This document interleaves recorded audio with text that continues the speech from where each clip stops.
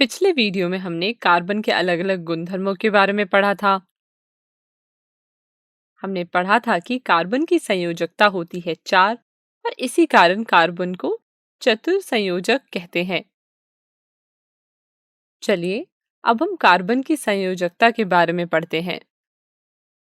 याद करें, हमने पहले पढ़ा है कि बाहरी कोश को पूरी तरह भर देना होता है। मतलब उत्कृष्ट गैस विन्यास को प्राप्त करने की प्रवृत्ति के आधार पर तत्वों की अभिक्रियाशीलता समझी जाती है और उत्कृष्ट गैस रासायनिक रूप से अक्रिय होते हैं, यानी कि अनरिएक्टिव। आप सोच रहे होंगे ऐसा क्यों? ऐसा इसलिए क्योंकि उत्कृष्ट गैस में इलेक्ट्रॉनों की व्यवस्था बहुत ही स्थिर होती है। चलिए उत्कृष्ट गैस के इलेक्ट्रॉनिक विन्यास को लिखकर समझते हैं।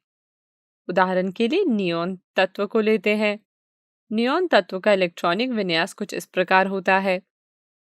अब ध्यान से देखें कि नियॉन के सबसे बाहरी कोश में 8 इलेक्ट्रॉन हैं और हम जानते हैं कि किसी परमाणु की बाह्यतम कोश यानी कि आउटर मोस्ट शेल अधिकतम 8 इलेक्ट्रॉन ही रख सकता है।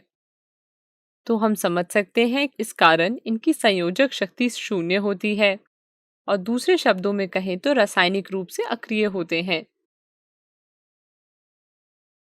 अब इससे हम तात्पर्य निकाल सकते हैं कि इस वजह से उत्कृष्ट गैसें रासायनिक आबंध नहीं बनाती हैं। चलिए अब उत्कृष्ट गैस नियॉन की तुलना कार्बन से करते हैं।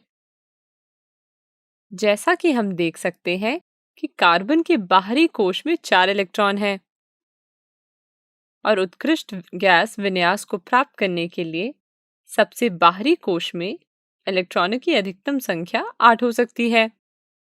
अब कार्बन को या 4 इलेक्ट्रॉन को प्राप्त करने की आवश्यकता होती है या 4 इलेक्ट्रॉन खोने की। चलिए एक एक करके देखते हैं।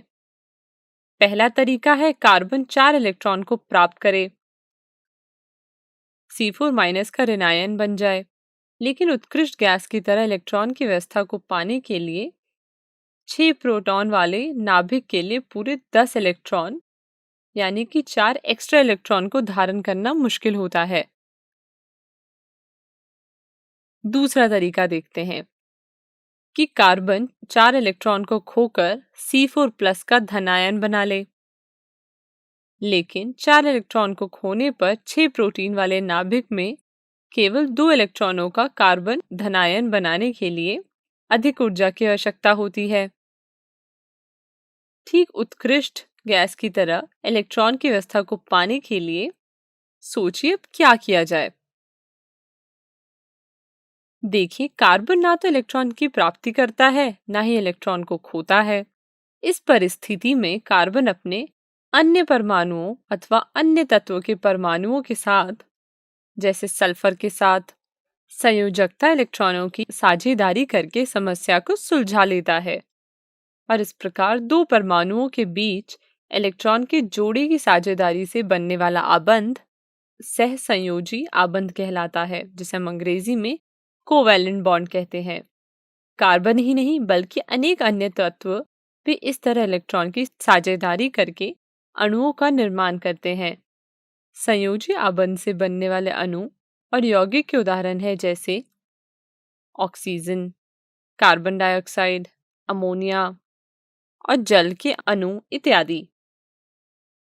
यहाँ ध्यान दें, जिन इलेक्ट्रॉनों की साझेदारी की जाती है वे दोनों परमाणुओं के बाहरी कोश के ही होते हैं और इसके परिणाम स्वरूप दोनों ही परमाणु उत्कृष्ट गैस विन्यास की स्थिति को प्राप्त करते हैं। चलिए अब संयोजी आबंध की परिभाषा लिख लेते हैं। यह कुछ इस प्रकार है। दो परमाणुओं के बीच इलेक्ट्रॉनों के एक युग्म की साझेदारी के द्वारा बनने वाला रासायनिक आबंध सहसंयोजी आबंध कहा जाता है। वीडियो को रोकिए और इसे अपनी कॉपी में नोट कर लें।